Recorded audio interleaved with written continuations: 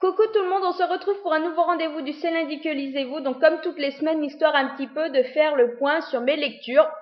Voilà, de mon côté, toujours en mode baleine échouée qui attend la délivrance.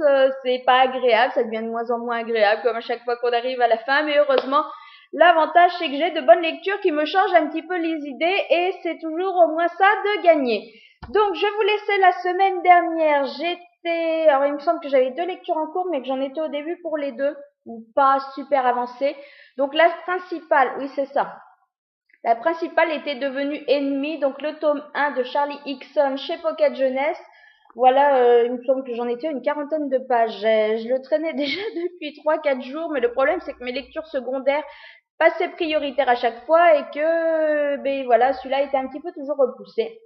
Donc finalement, je l'ai pris en lecture principale et en résumé, ben j'ai quand même passé un très très bon moment. Voilà, un début de série qui m'a bien plu, un univers, bon, sans doute un petit peu au vu de la couverture, c'est pas tout gentillet, c'est pas tout plein de bons sentiments. Bon, voilà, il y en a quelques-uns, mais dans l'ensemble, c'est quand même assez noir, c'est quand même assez sombre.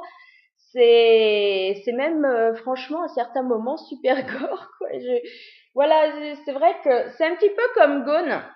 Alors, j'ai fait beaucoup le parallèle dans ma chronique entre les deux, parce que pour moi, finalement, les deux sont super proches. Pas forcément au niveau des détails de l'histoire, mais on reprend le même schéma. Voilà, le style d'écriture est le même, l'intérêt de ce premier tome est un petit peu le même, c'est-à-dire que ça reste vraiment un tome d'introduction qui est vraiment là pour nous poser les bases de l'histoire et nous permettre une belle évolution par la suite, une fois que justement on a posé tout ça, les personnages, la situation dans laquelle ils sont.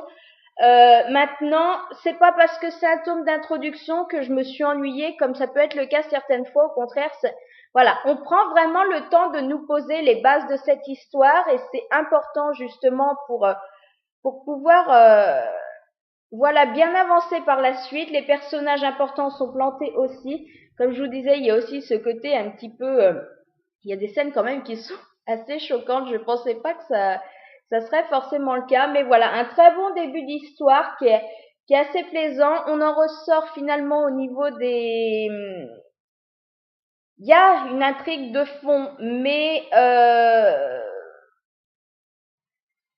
pas super importante, mais c'est vraiment pas gênant parce qu'à côté de ça, c'est vrai que, comme je vous le disais, on nous implante justement toute cette situation de base. Voilà, on se retrouve dans un monde où tous les plus de 14 ans sont ou morts ou transformés en zombies et leur seul but c'est de bouffer les pauvres gamins qui n'ont pas été infectés par le virus et qui essayent justement déjà depuis un an de survivre à tout ça, de s'organiser une nouvelle vie. Donc on ne sait pas encore à l'heure actuelle pourquoi, qu'est-ce qui s'est passé, qu'est-ce qui fait qu'on en est là.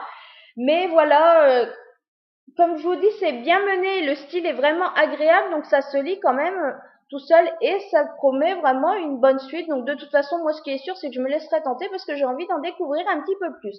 Donc le tome 2 est déjà sorti et je crois bien que le tome 3 doit sortir en juin prochain, peut-être bien. Mai ou juin? Juin. Il me semble que c'est juin. Donc voilà. Début de semaine très sympa avec cette première découverte.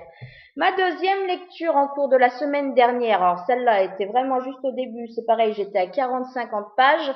Sachant qu'en plus les premières pages sont des échanges d'emails. Donc ça passait très vite et il se passait pas grand-chose. Donc c'était donc l'équation de l'amour et du hasard de Jennifer E. Smith. Donc c'est dans la collection Bloom de chez Hachette. Euh, voilà, comme je vous disais, j'avais beaucoup aimé l'autre livre de l'auteur que j'avais découvert qui était La probabilité statistique de l'amour au premier regard. Voilà, j'avais envie de retrouver ce petit côté romance jeunesse qui m'avait plu, qui était bien mené, avec une histoire qui est pas forcément pleine de rebondissements et super imprévisible. Mais voilà, ce petit côté mignon d'une première histoire d'amour et j'espérais que ça serait le cas avec ce livre aussi. Ça a totalement été le cas, voilà. J'ai exactement trouvé finalement ce que je m'attendais à y trouver. Voilà, l'histoire, elle a rien d'inédit. Ça reste quand même assez prévisible, alors aussi bien au niveau des sentiments des personnages que des révélations, voilà, parce qu'on apprend dès le début qu'en fait Ellie a un grand secret, mais on ne lui dit pas tout de suite ce que c'est. Bon, très vite on le comprend, voilà, c'est pas du truc énorme, imprévisible qui nous prend par surprise. Maintenant, c'est pas plus désagréable pour autant. Le style de l'auteur, il est simple mais il est efficace et voilà. C'est ce que j'appelle des petites lectures d'été, détente, qui passent bien, qui n'ouvrit pas les neurones. Voilà, on n'a pas besoin de réfléchir, on savoure, on le lit. Et pour peu qu'on veuille une belle romance pas compliquée, ben moi c'est ce que je voulais, c'est ce que j'ai trouvé. Donc j'ai vraiment passé un super moment avec cette petite histoire d'amour très sympathique. Voilà pour mes lectures passées, mes lectures en cours. Je n'en ai qu'une et en plus elle arrive sur la fin. Donc c'est le tome 1 de Néphir, Ex Tenebris de Cindy Mesny. Donc c'est chez J'ai lu dans leur collection Darklight. Il doit sortir le 17, donc ça doit être après-demain, le 17 ou le 18, je crois bien que c'est le 17. Et voilà, je l'avais repéré depuis un moment de temps, je voulais le lire, donc en plus comme il est arrivé, je me suis jetée un petit peu dessus. Voilà, mais que dire, rendu à plus de 80%, ça passe super bien, surtout après, voilà, j'ai eu 2 lectures jeunesse, alors une mignonnette, une un petit peu plus gore, mais voilà. J'avais envie de quelque chose d'un petit peu plus adulte, d'un univers pas plus travaillé, mais enfin voilà, de sortir un petit peu du côté jeunesse. Donc je me suis dit que ça pouvait totalement le faire et c'est totalement le cas, voilà. Je m'attendais pas à un univers aussi sombre, aussi noir, à des personnages pareils, très sombres, très sombres. Tout simplement, oui, voilà. Je trouve que la mythologie, elle est super bien trouvée, voilà, parce on est habitué aux vampires, on est habitué aux loups-garous, voilà, à toutes ces nouvelles espèces. De temps en temps, il y en a de nouvelles qui arrivent. Et ben voilà, cette fois, c'est les Néphirs, qui n'ont rien à envier aux autres, voilà, qui sont des qui n'ont pas de bons sentiments, qui n'ont pas forcément de beau fond, mais ça passe quand même très bien. Voilà, je trouve qu'en plus les bases de l'univers qu'on nous pose, elles sont très sympas. Donc voilà. Euh, je, En fait, j'en parle, mais je veux vraiment me faire mon avis définitif avec justement le final. J'ai hâte de voir vraiment comment ça va finir.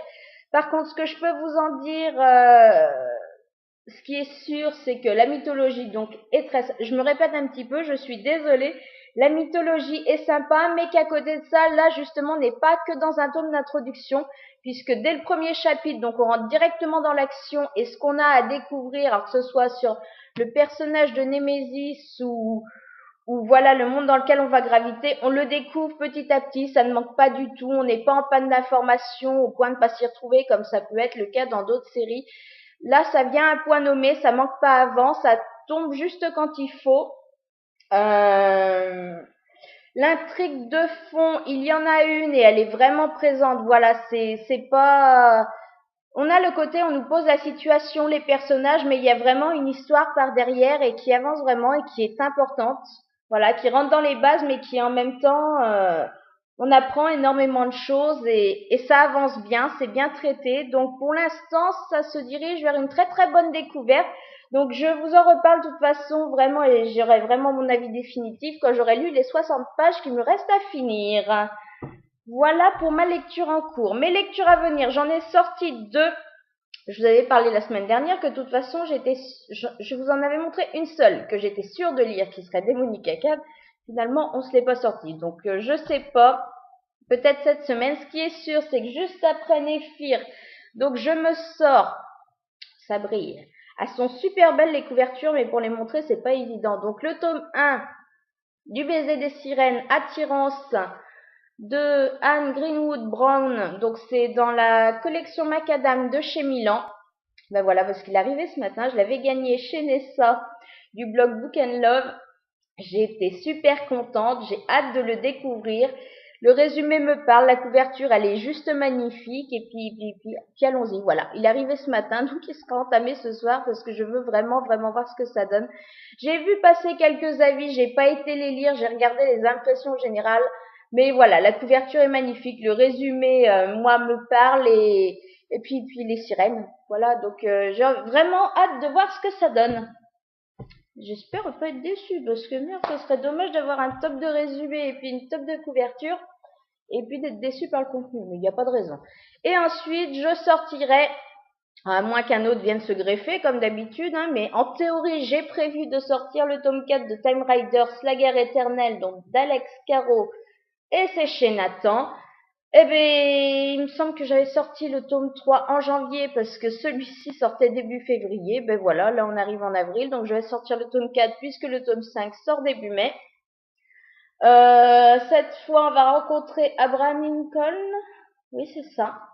La guerre de sécession, tout ça, voilà, c'est pas un truc où je m'y connais vachement, mais en même temps, ça me parle. Je pense que justement, je peux en apprendre et je peux passer un très bon moment dans cet univers, d'autant plus que voilà, ce que j'en ai vu passer dessus, c'était quand même du super positif.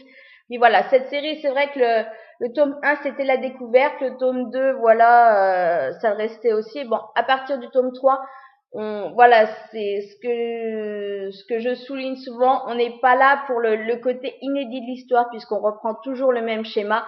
Il y a un souci, il y a m'est envoyé dans le passé pour le modifier, galère, galère, galère, galère. Et puis finalement, il résout le problème. Voilà, donc c'est vrai que c'est le même schéma, il n'y a pas de surprise là-dessus.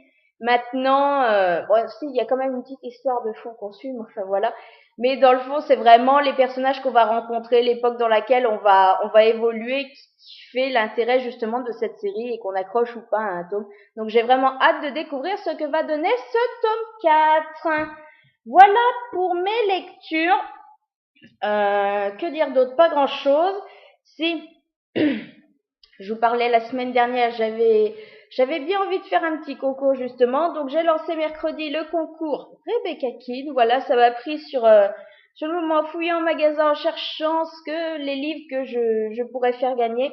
Je suis tombée sur ces tomes-là. C'est une série que j'adore. Donc sont mis en jeu sur le blog pour ceux que ça intéresse et qui n'ont pas encore vu le tome 1. Pour ceux qui n'ont pas commencé à découvrir la série, il y en a plein apparemment. C'est pas bien, elle est top cette série. Et le tome 4 pour ceux qui sont plus à jour, donc ça c'est celui qui est sorti au mois de février. Donc si vous voulez tenter votre chance, il n'y a pas de conditions particulières. Voilà, je vais mettre le lien juste en dessous pour rebalancer directement sur le concours. De toute façon, il reste encore 8 jours. J'ai mis jusqu'à mardi prochain. Voilà, mardi soir, c'est ça. Donc vous avez encore le temps. Voilà, on a fait le tour, donc je vais pas vous déranger plus longtemps. Je vous dis à vendredi parce que je vais justement faire mon IMM, voilà, depuis le temps que j'en parle, ça va être l'occasion, puis bon, tant que je peux encore, parce qu'après je sais pas trop comment ça va se boutiquer. Donc je vous dis de toute façon à vendredi. Pour ceux qui ne suivraient pas ce rendez-vous-là, à lundi prochain pour un nouveau point lecture sur un nouveau point lecture sur mes lectures. C'est pas répétitif du tout. Bref, en tout cas, je vous souhaite de passer une bonne semaine. On a le retour du soleil, c'est l'essentiel, donc on va essayer d'en profiter. Bonne semaine!